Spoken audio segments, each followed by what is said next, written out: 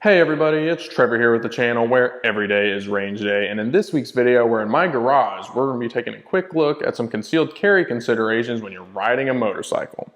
Let's check it out.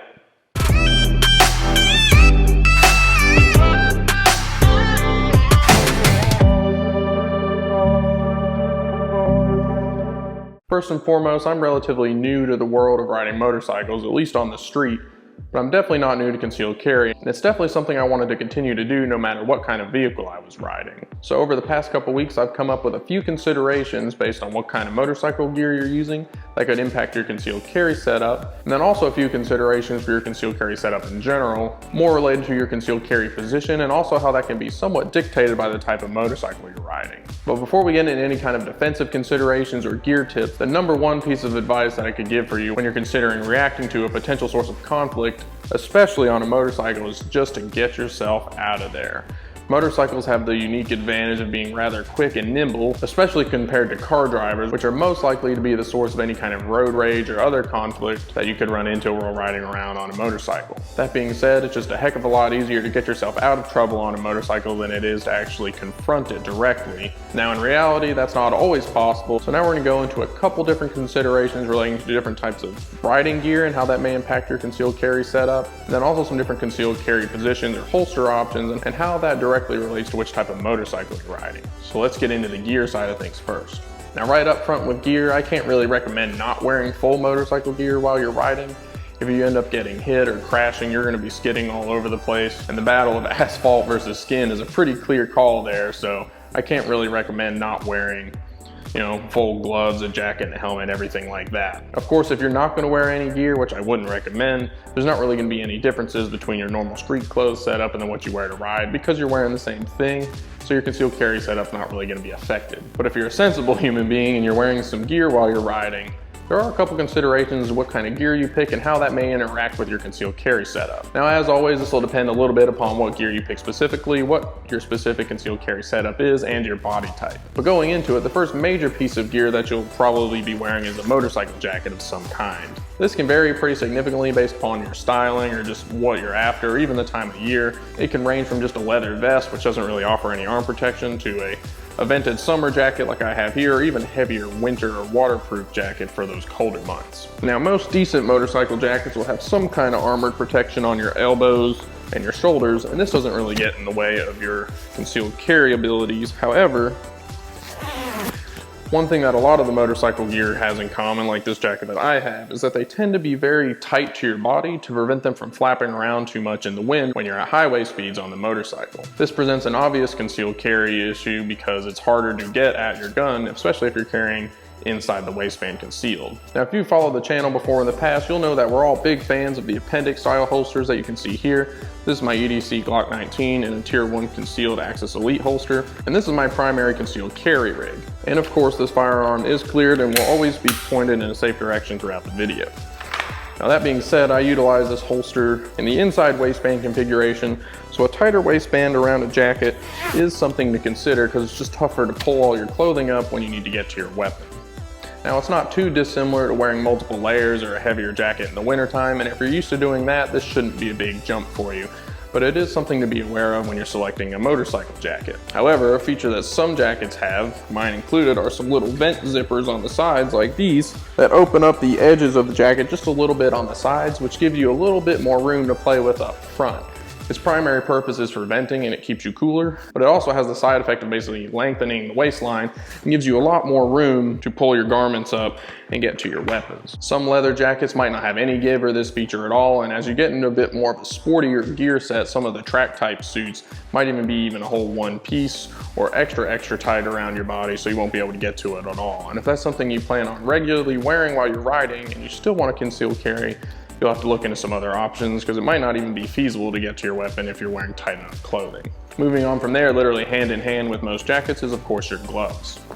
I can't recommend not wearing gloves, of course, because should you crash, the natural response for the human body is to present basically your hands and your arms. And if your hand is covered in a glove, you of course be protected. Otherwise, well, you might be seeing some bones in your hand. So of course a good pair of gloves is definitely necessary in a kit of riding gear.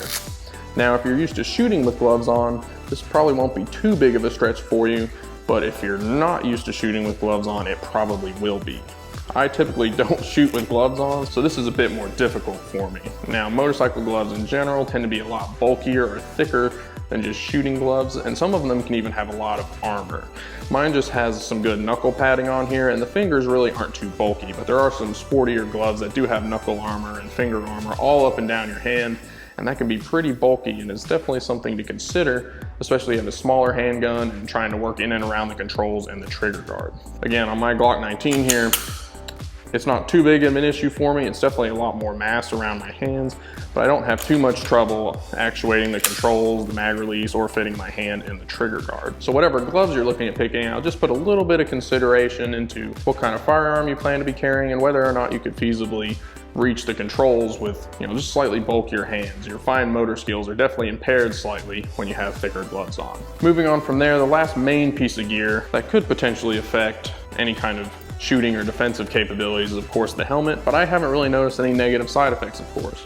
A helmet's definitely a must-have, so you're gonna have one, but most helmets these days have a super good field of view, and I haven't found any kind of issues with my helmet impeding my vision or anything else that I think could affect me negatively in a concealed carry scenario. And I mean, that's really all there is to it. Hopefully y'all can hear me okay now that I popped this helmet on, but if you've ever worn a sort of motorcycle helmet for dirt bikes or even street bikes, you'll be familiar with the field of view that you typically have, and it's generally really good. I can see pretty far out in the peripherals. There's nothing obstructing my face. And in general, having the helmet on really doesn't impede your vision at all, which is the key element that it might impact with your shooting. But as you can see here, I mean, the field of view is really, really good. As long as you keep your visor clean and you're not wearing the wrong visor at the wrong time of day, you're probably gonna be just fine. But the helmet, jacket, and gloves will about cover it for the primary pieces of gear that could potentially affect a concealed carry setup. Now, another item could potentially be pants. I just have some armored riding jeans on here, so they're not too majorly different from normal jeans. They work great with the core belt and the appendix holster, but there are some riding pant setups that are more of an overall feel with a bib type thing that comes up way above your waistline. And in that situation, a typical belt carry setup just won't work. But in general, those are some of the main considerations that I've come up with in my past experiences, primarily revolving around your jacket, gloves, and maybe even the helmet. There's a ton of options for different gear on the market, so you'll definitely be able to find something that works well with a concealed carry setup that you're used to, and something that you'll look cool doing too, because we all know you get points for doing that. But it is worth just a little bit of thought up front into what you're purchasing, just to make sure that there won't be any major issues clashing with your concealed carry needs, but also your protection on the road. And even more important than the gear that you select, it's also important to practice with it on. As you can see here, I have it all on, and it's just good to practice a couple draws with your gloves and your jacket on to see how it all interacts, maybe on and off the bike while you're at it. It's always worth it to just do a couple practice draws to see how it'll interact. Handle your firearm a little bit with your gloves on just to make sure you can get to everything and get used to it. And just brush up on your skills in a slightly different clothing scenario than you would normally be wearing. Doesn't take a lot of time, and it'll definitely pay off should you actually need to use this defensively one day. But next up, with the gear aside, is of course your concealed carry setup in general, and some factors to consider when riding a motorcycle with it, particularly about what type of motorcycle you're riding and how that relates to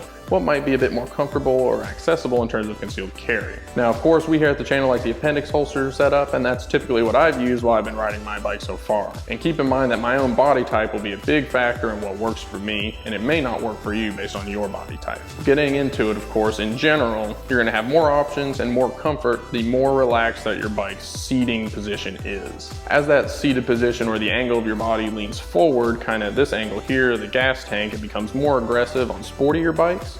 Things generally become less comfortable, especially when you're carrying inside the belt, and you'll have less options in terms of what room you have around your waist and as what's more comfortable. Now, if you have a cruiser style motorcycle, think something like a Harley, the seated position is pretty upright or even lean back a little bit, so it's more or less like sitting in a car seat, so whatever could work in there would likely work on your motorcycle. The appendix position would work great, 3 or 5 o'clock would work pretty good, maybe not 6 because you have like a hard seat or something on your back, but anything like that would probably work great. You're just a bit more relaxed, so you have a lot more comfort and freedom to carry in more positions. But again, as that angle kind of leans forward and your seating position becomes more aggressive, you start getting hunched over the gas tank a bit more and you're getting closer to the bike. There's less room, particularly around your waistline, for something like a firearm. Now on this bike, I haven't found the appendix position to be too big of an issue for me. You will notice that I've lost the weapon light on this holster just because that pokes out a little bit more and starts digging into the gas tank and my body a little bit right in this neighborhood.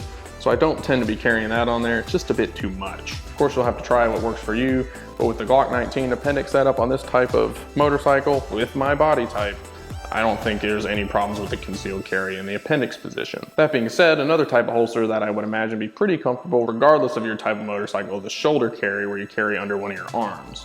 Of course, the downside of that is it's a little slower to get to and you have to get through your jacket and then into the holster. It's probably very comfortable because there's usually nothing too much under your arms, and your jacket would keep it nice and tight to your body when you're riding. And since this is just a video on the concealed carry applications with a motorcycle, I generally wouldn't recommend open carrying on a motorcycle at all in general. It's more outside the body, so somebody could even grab it off of you if you're not paying attention while you're stopped or something like that. Or in the event of a crash, since it's on your side and exposed, it could get damaged or it could even fly out of the holster and go who knows where when you're sliding across the ground. And that's just kind of a rule of thumb I would kind of think of. Open carry and motorcycles probably don't mix too well. Another option that's more separate from the traditional holster setup on the belt or a shoulder option is of course a concealed carry motorcycle jacket. It still offers a good bit of protection like the normal jacket should, but it has a special interior pocket kind of in the shoulder position that's specifically designed to secure a firearm. That could also be another good option if you just can't find a holster that fits you properly, or you're just not comfortable on the bike with a traditional belt setup. One of those jackets could definitely work for you. Another option that I've seen that I probably wouldn't recommend is some sort of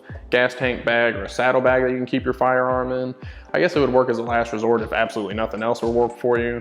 It could definitely be damaged or fly off in a crash if the bag comes loose, and you might even forget it in the bag, which is definitely not a good situation. But that being said, I definitely recommend starting out with what type of holsters you currently have and are comfortable with, and see if they mesh well with your current riding position. That is somewhat dictated by the type of motorcycle you have. Of course, my number one piece of advice there is to just get out of trouble in general or avoid it entirely, using the speed and agility that motorcycles are able to offer, rather than confronting a threat directly. But that being said, those are just a few key items to think about with what kind of concealed carry setup you plan on using and how that could relate to a type of motorcycle that you have or are looking to buy. Well, that looks like it's going to be it for the video today, guys, on just a couple considerations for concealed carrying on a motorcycle. We went over a couple different things based on how your gear could affect your concealed carry setup, your accessibility and speed with your draw, then also how what type of motorcycle you have can affect different carrying positions in terms of comfort and also accessibility. If you like this video, feel free to leave a like down below.